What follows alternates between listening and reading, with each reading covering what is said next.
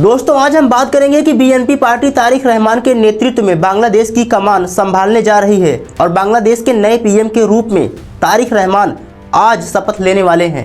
और अपने इस शपथ ग्रहण समारोह में उन्होंने कई देशों के राष्ट्राध्यक्ष और नेताओं को आमंत्रित किया है। इसके अलावा तारिक रहमान ने भारत के प्रधानमंत्री नरेंद्र मोदी को भी यह न्योता भेजा है कि वह शपथ ग्रहण समारोह में शामिल हों। लेकिन सबसे बड़ी चौंकाने वाली बात यह है कि भारत के प्रधानमंत्री मोदी तारिक रहमान के शपथ ग्रहण समारोह में शामिल नहीं हो रहे हैं और इनकी जगह पर लोकसभा स्पीकर ओम बिरला शामिल हो रहे हैं। इसके अलावा यह भी समझेंगे कि भारत के प्रधानमंत्री मोदी का तारिक रहमान के शपथ ग्रहण समारोह में शामिल न होना क्या भारत और बांग्लादेश के संबंधों को और ज़्यादा तनावपूर्ण बना सकता है और इसके पीछे भारत की असली डिप्लोमेसी क्या छिपी हुई है।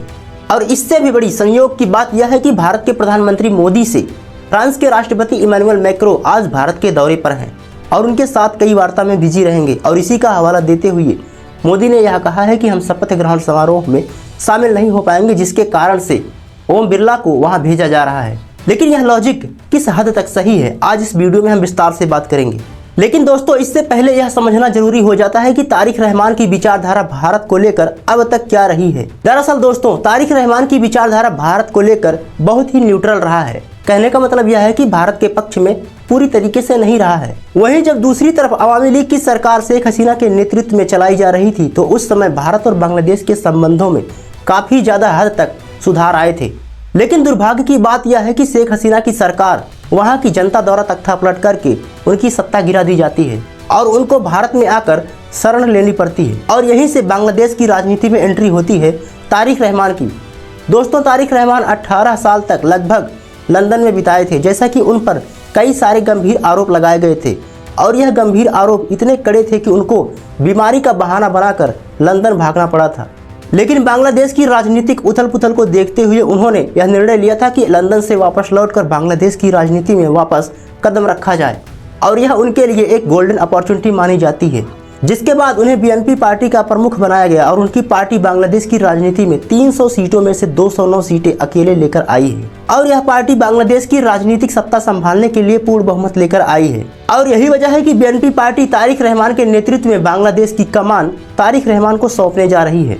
दोस्तों अब सबसे बड़ा सवाल यह उठता है कि क्या भारत सरकार बांग्लादेश से दूरी बना रही है, क्योंकि जिस तरह से 1971 में भारत और पाकिस्तान के बीच जब युद्ध हुआ था तो भारत ने बांग्लादेश को बनने में बहुत ही ज़्यादा मदद किया था।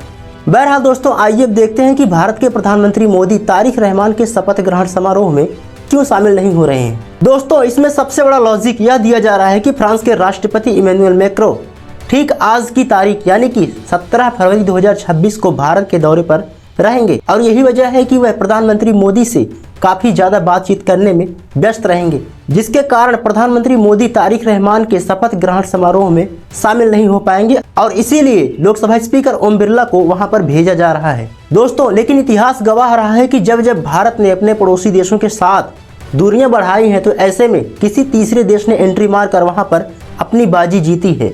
कहने का मतलब यह है कि जब भारत ने अपने पड़ोसी देशों चाहे नेपाल हो या फिर श्रीलंका या फिर अफगानिस्तान या फिर पाकिस्तान हो, जब भारत ने इससे दूरियां बढ़ाई हैं तो चीन ने एंट्री मारकर वहां पर भारत के लिए अक्सर चुनौतियां पैदा की हैं।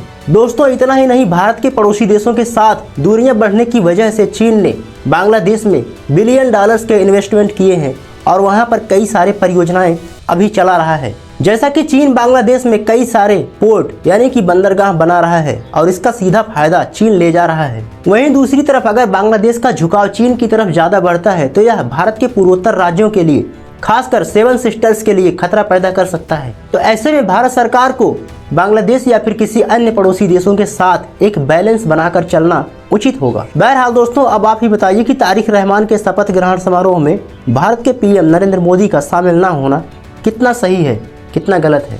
कमेंट बॉक्स में अपनी राय जरूर दें। मिलते हैं अगली वीडियो में, तब तक के लिए जय हिंद, जय भारत।